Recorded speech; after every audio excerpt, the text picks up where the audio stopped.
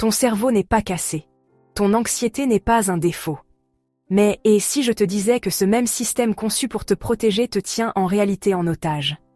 Et si ta peur n'était pas le méchant, mais un garde du corps qui n'a jamais appris à reculer?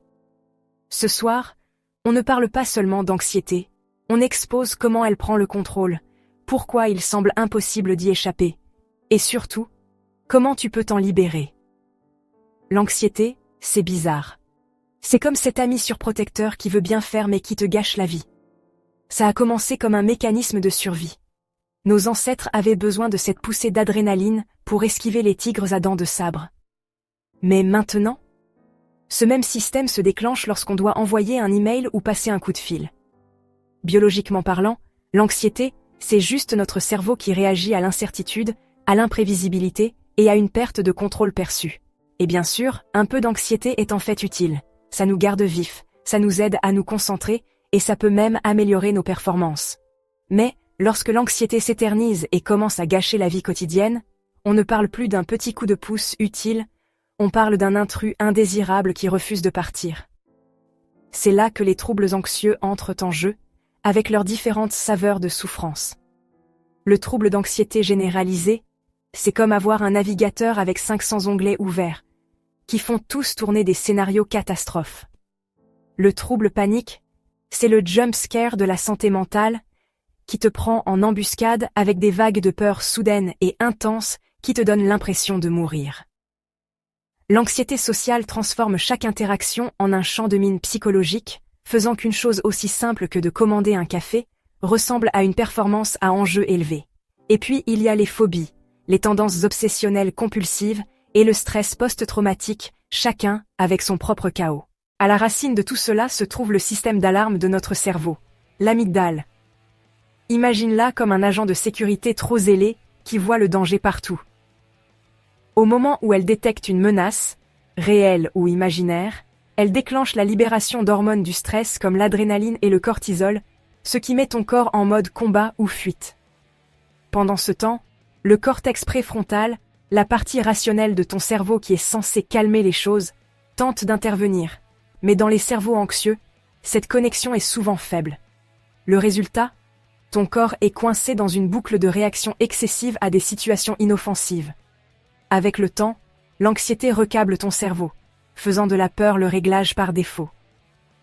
Ça n'aide pas non plus que les neurotransmetteurs comme la sérotonine, la dopamine et le GABA, les pilules de relaxation naturelle du cerveau, puissent être déséquilibrés, ce qui amplifie le problème. Et l'anxiété ne se contente pas de vivre dans ta tête, elle s'infiltre partout.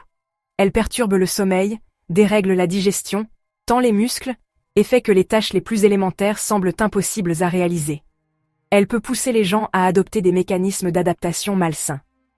Éviter les situations, compter excessivement sur le réconfort, ou encore atténuer le stress avec des substances. Elle met les relations à rude épreuve, alimente la procrastination, et persuade même les gens qu'ils sont des ratés alors qu'en réalité, ils ne font que mener une bataille invisible 24 heures sur 24, 7 jours sur 7. Mais voici la bonne nouvelle. L'anxiété n'est pas imbattable.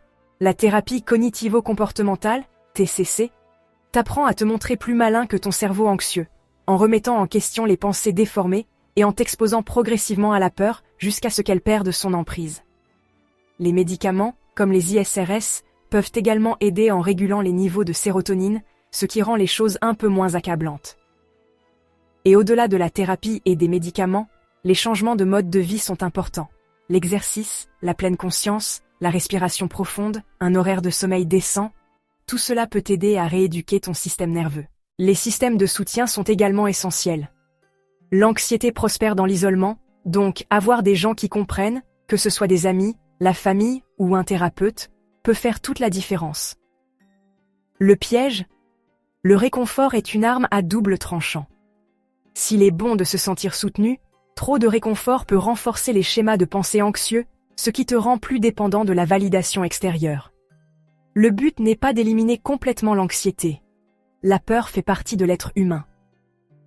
Mais tu peux apprendre à vivre avec elle d'une manière qui ne la laisse pas te contrôler.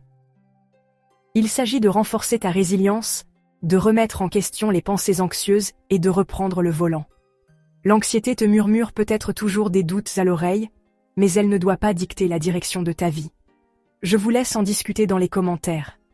Quelle est la situation qui déclenche toujours votre anxiété, quel que soit le nombre de fois où vous l'avez vécu? Qu'est-ce que vous ressentez à chaque fois et avez-vous trouvé des moyens de vous en sortir?